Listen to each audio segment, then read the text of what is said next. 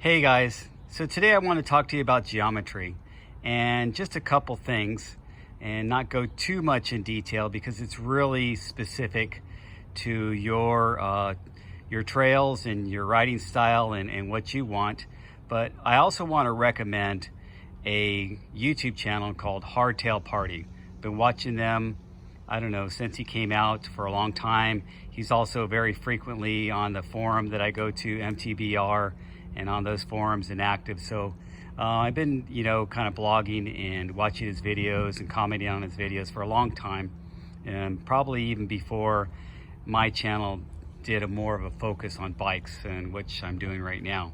So with geometry, there's a couple things to consider. And disclaimer, this is my personal opinion on geometry and how I see it.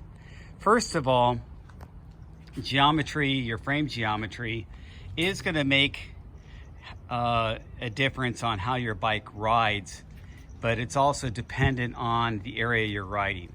Now, as you know, your bike is not always sitting on a flat surface. So the geometry is not static, is dynamic based on your riding conditions. Also, your geometry is going to change. If you have a fork that's going up and down, it's going to change that angle of your geometry just with your fork being activated and sagging. So your geometry is static a little bit more on a bike that's fully rigid. And when I went into building up my fully rigid bike, well, this bike obviously came stock, and you guys remember this, the Niner Sur 9, they were one of the first companies to do a steel hardtail frame. They really kind of brought back that popularity of hardtails, but they also were the first ones to do it focused on the 29 wheel format.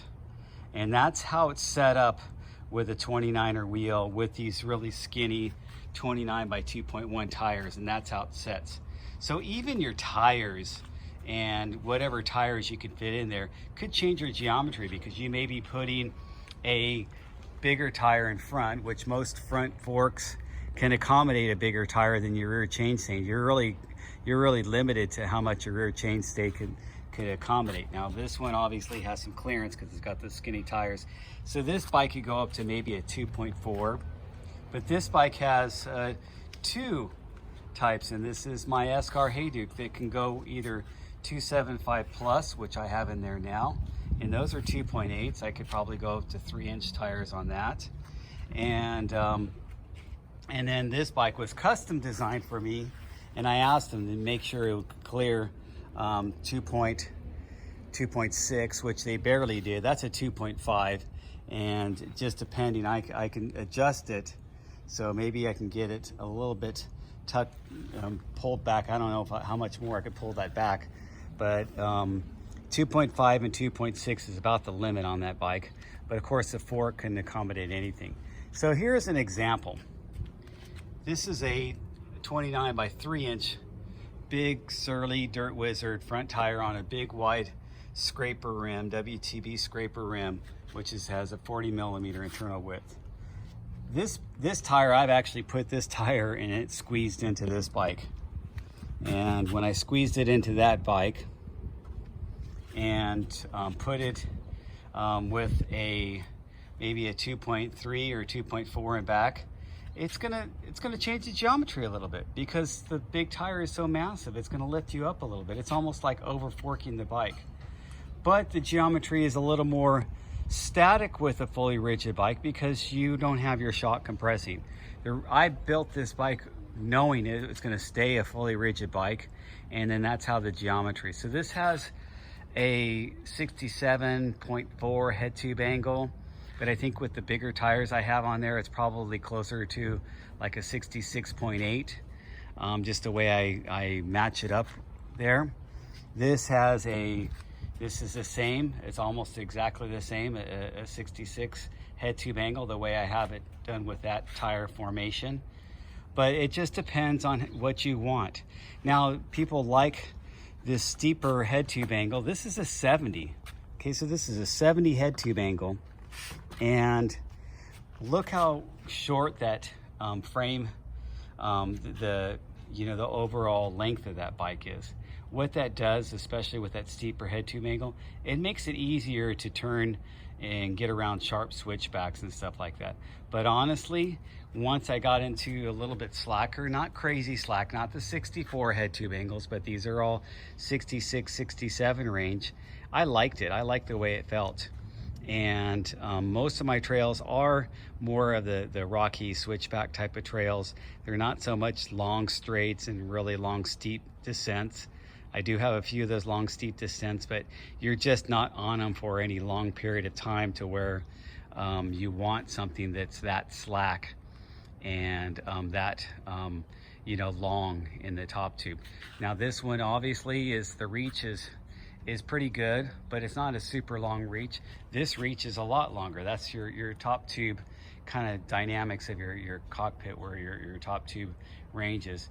And then the stack height is how high that headset sits. So this headset sits really high for that frame, the way that frame is designed.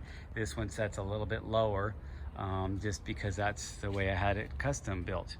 Now, if you get working with a good frame builder, they're going to analyze, they're going to talk to you, they're going to analyze what type of bike and frame geometry would really meet your needs.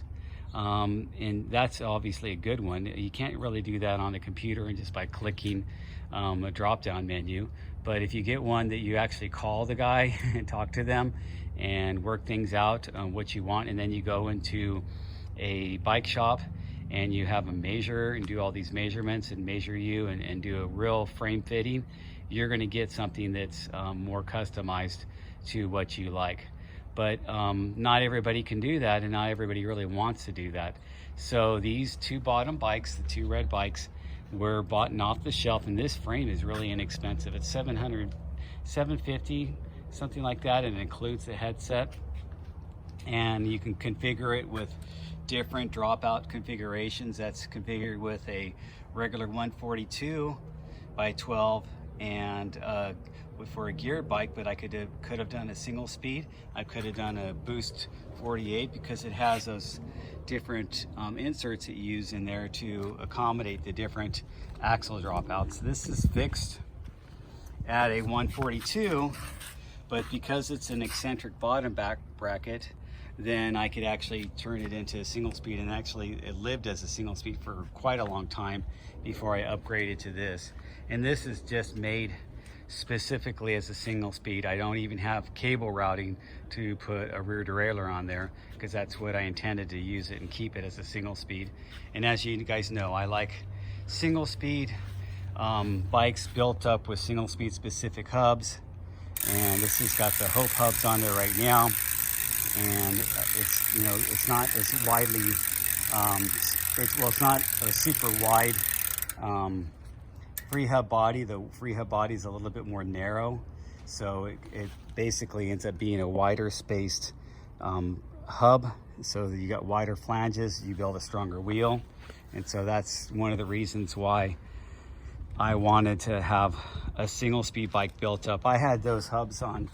No, this bike had a different set of hubs, but anyway, I'm rambling now. So I just wanted to give you guys a quick explanation of frame geo, but not as a reference point. I'd say take a look at that Hardtail Party. He's got a lot of videos, and I think he's coming out a video and some series on just geometry, so take a look at that. But for me, these are the bikes that I use on my local mountains. This one actually my daughter's using as a commuter bike. I just don't really ride it anymore since I have these two to ride, and that's all I need is a single speed and a hardtail geared bike. So anyway, you guys take care.